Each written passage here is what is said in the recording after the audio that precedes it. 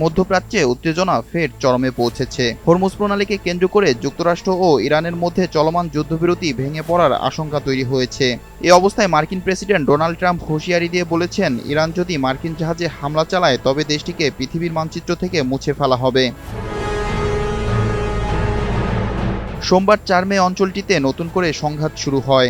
Iran সংযুক্ত আরব আমিরাতের উপর হামলা চালায় বলে অভিযোগ উঠেছে। একই দিনে যুক্তরাষ্ট্র দাবি করেছে, হরমুজের কাছে ইরানের ৭টি ছোট নৌকা ধ্বংস করেছে তারা।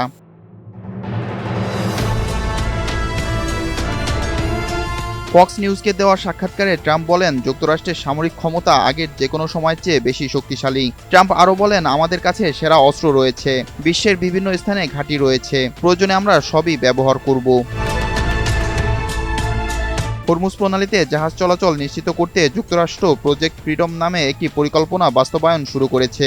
মার্কিন সামরিক বাহিনী জানিয়েছে, তারা ইতিমধ্যে 2টি বাণিজ্যিক জাহাজকে নিরাপদে পথ দেখিয়েছে, তবে জাহাজ চলাচল এখনও প্রায় স্থবির।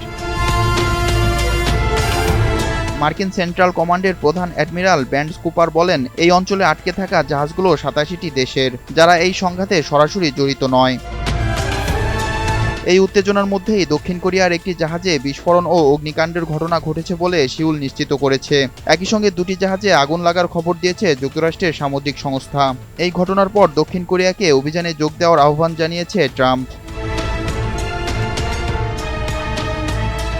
ইরানের রাষ্ট্রীয় সংবাদ সংস্থা ইরনা জানিয়েছে, মার্কিন দাবি ভিত্তিহীন এবং কোনো ইরানি যুদ্ধজাহাজ ধ্বংস হয়নি। এদিকে সংযুক্ত আরব আমিরাতের ফুজাইরাহ অঞ্চলে ইরানের হামলায় একটি তেল স্থাপনায় আগুন লাগে এবং অন্তত 3 জন আহত হন। দেশটির প্রতিরক্ষা মন্ত্রণালয় জানিয়েছে, তারা 12টি ব্যালিস্টিক ক্ষেপণাস্ত্র, 3টি ক্রুজ মিসাইল ও 4টি ড্রোন প্রতিহত করেছে। হরমুজ প্রণালীতে উত্তেজনার কারণে বৈশ্বিক জ্বালানি বাজারে বড় ধরনের প্রভাব পড়েছে।